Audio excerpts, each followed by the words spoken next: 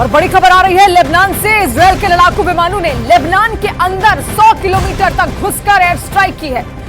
Times of Israel के मुताबिक आज की लेबनान से हिजबुल्लाह ने एक ड्रोन स्ट्राइक की थी, जिसमें इजरायल के 14 सैनिक और 4 नागरिक घायल हुए थे और 24 घंटे भी नहीं बीते और इसका बदला लेते हुए इजरायल ने लेबनान के 100 किलोमीटर अंदर एयर स्ट्राइक कर दी है। अगर ड्रोन हमले में हिजबुल्लाह इजरायल के 14 सैनिकों को घायल करने में कामयाब रहा तो इसका मतलब यह है कि इजरायल का एयर डिफेंस सिस्टम इस हमले को रोक पाने के लिए बिल्कुल भी तैयार नहीं था। ईरान के हमले से भी हिजबुल्लाह का आत्मविश्वास बढ़ गया है और नेतन्याहू भी वॉर कैबिनेट के अंदर ईरान से बदला लेने की कस्में खा रहे हैं। बिल्कुल साफ है, ईरान इजरायल युद्ध टलता हुआ नजर नहीं आ रहा।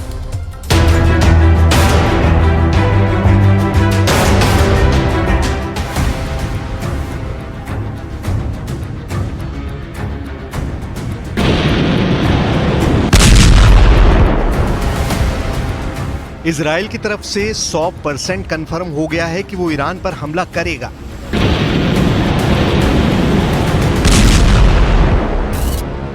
इजराइल ने अपने मित्र देश के विदेश मंत्रियों को बता दिया है कि ईरान पर पलटवार भयानक होगा और ईरान को सबक सिखाने के लिए सभी मित्र देशों को इकट्ठा होना होगा।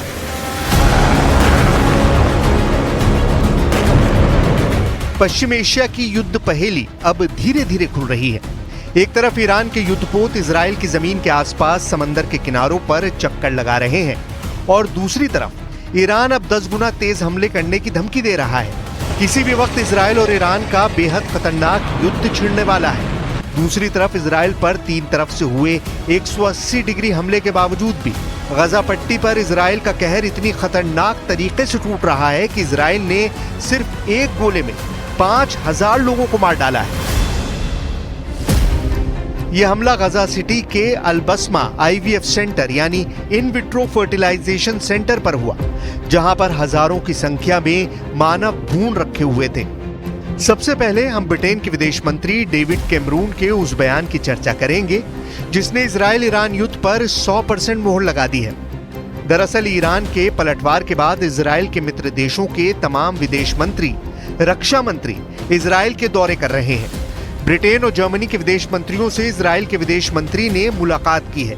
इजराइल के रक्षा मंत्री योव गैलेंट ने इटली के रक्षा मंत्री से मुलाकात की है। इजराइल के अंदर ब्रिटेन के विदेश मंत्री डेविड कैमरॉन और इजराइल के राष्ट्रपति इसाक हेरज़ोग की मुलाकात हुई है और इस मुलाकात के बाद ब्रिटेन के विदेश मंत्री डेविड कैमरॉन ने साफ कर दिया है कि इजराइल ने ईरान पर पलटवार करने का फैसला कर लिया है।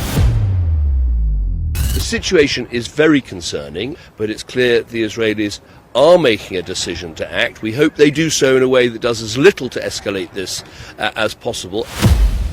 इजराइल की राजधानी के अंदर और क्या चल रहा है, इसके बारे में आगे हम बात करेंगे, लेकिन सबसे पहले आपको ले चलते हैं तेहरान, जहां ऐसी रणनीति बन चुकी है कि यूक्रेन और गजा पट्टी से भी भीषण युद्ध अटल हो गया है। एक तरफ ब्रिटेन के विदेश मंत्री डेविड कैमरॉन यह ऐलान कर रहे हैं कि युद्ध अटल है, इजराइल हमला करेगा, और दूसरी तरफ ईरान के उप विदेश मंत्री अली बागेरी ने एक बयान जारी किया है और बिल्कुल साफ साफ कहा है कि इजराइल को यह समझ लेना चाहिए कि ईरान इस बार इजराइल के हमले का पलटवार करने के लिए 12 दिन का लंबा समय बिल्कुल भी नहीं लेगा। इजराइल का हमला होते ही फौरन ईरान के पलटवार की प्रतिक्रिया मिल जाएगी और इजराइल को दहला दिया जाएगा। इजराइल की राजधानी तेल अवीव में इजराइल के मंत्री अपने साथी गठबंधन देशों के प्रतिनिधियों के साथ युद्ध की शुरुआत से पहले जबरदस्त बैठकें कर रहे हैं और दूसरी तरफ ईरान की राजधानी सेना दिवस मना रही है। लेकिन इस बार सेना दिवस तेहरान की खुली सड़क पर नहीं मनाया गया। इस बार ईरान ने सीक्रेट तरीके से एक बैरक के अंदर अपना सेना दिवस मनाया है, जबकि पिछले साल ईरान की सेना ने आयतुल्लाह रोहिल्ला खामेनेई के मकबरे पर सेना दिवस मनाया था। हालांकि ईरान ने इसका कोई कारण नहीं दिया है कि उसने गुप्त तरीके से सेना दिवस क्यों मनाया, लेकिन इसे इजराइल के पलटवार के खौफ से जोड़कर देखा जा रहा है। ईरान के सेना दिवस में बाकायदा ईरान के राष्ट्रपति इब्राहिम रईसी का एक बयान भी सामने आया और इस बयान में उन्होंने कहा कि अगर इजराइल ने हमला किया तो इस बार प्रतिक्रिया बहुत बड़े पैमाने पर होगी और बहुत कठोर होगी।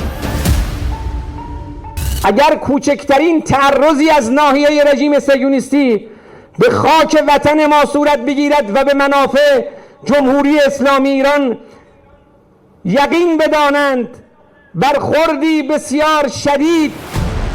ईरान को पता है कि इजराइल समुद्र में भी कोई बड़ा एक्शन लेकर उसे चौंका सकता है, इसीलिए ईरान ने अपने युद्धपोत को लाल सागर की तरफ भेज दिया है। ईरान की नौसेना अपने व्यापारिक जहाजों को बाकायदा एस्कॉर्ट कर रही है। ईरान का युद्धपोत जमरान फ्रिगेट अदन की खाड़ी में मौजूद है। ईरान को इस बात का डर है कि कहीं इजराइल उसके किसी व्यापारिक जहाज पर कब्जा न कर ले।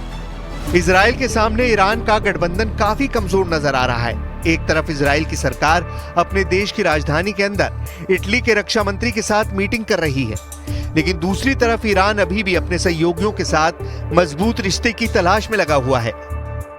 इजराइल का पड़ोसी देश जॉर्डन खुलकर इजराइल के साथ खड़ा नजर आ रहा है। वेस्ट एशिया के बाकी इस्लामी देश असमंजस में नजर आ रहे हैं और वो इस युद्ध से दूर रहने की नीति पर अमल करते हुए दिख रहे हैं।